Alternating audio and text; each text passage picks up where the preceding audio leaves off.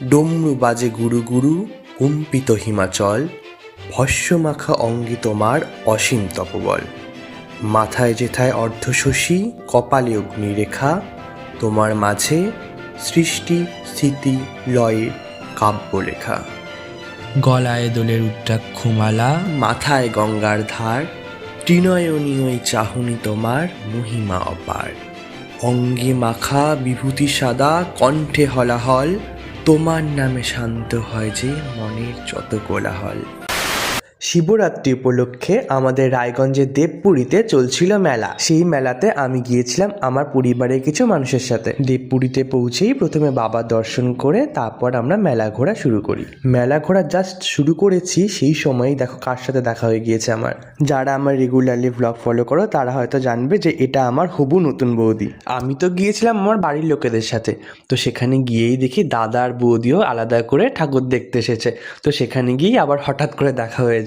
বৌদির সাথে একটু হাসি মজা করে ওদেরকে আলাদা ছেড়ে দিই আর আমরা বাকি মেলাটা ঘুরে নিই। আমার টাটা বলে দাও বৌদির সাথে ভিডিওটা। মেলা শেষ হবার আগের দিনই আমরা মেলায় গিয়েছিলাম। মেলা থেকে আমি এই কিউট ইউনিকর্নের কি রিংটা কিনেছি, আর আমার দাদাকে দেখো বাচ্চাদের বাঁশিগুলো কিনেছে। It was at this moment that he knew. He fucked up.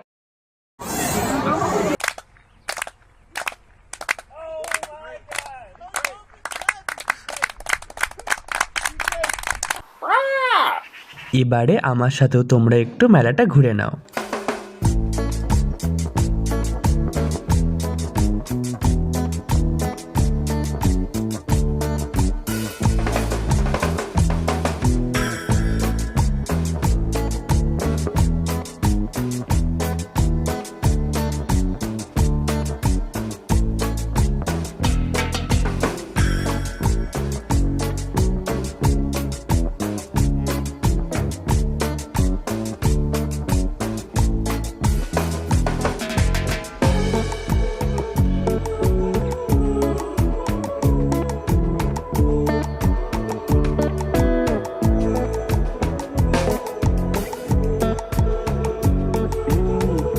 মেলাতে অনেক ঘোরাঘুরি, খাওয়া দাওয়া আর মজা করার পর আমি বাড়ির জন্য জিলিপি আর পাঁপড় কিনে চলে এসেছিলাম। আজকের ব্লগটা এটুকুই থাক, তোমাদের সাথে দেখা হবে পরবর্তী ব্লগে। ততক্ষণের জন্য টাটা।